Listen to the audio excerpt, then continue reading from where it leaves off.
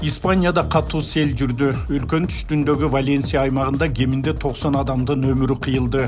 Шейшемби күнү бул аймактан өшүрлөгөн жамгыр жаап, катуу шамал болгон. Айрым суу каптаган жерлерде адамдар агып кетпеш үчүн бакка чыгып, өрт өчүрүүчүлөр сууга чөккөн машина ичинде калгандарды чыгарып жатканын көрүүгө болот. Аймактын башчысы Карлос Масон маалымат жыйынында абал оорлогон кээ бир жерлерге куткаруучулардын жетиши мүмкүн болбой жаткандыгын айтты.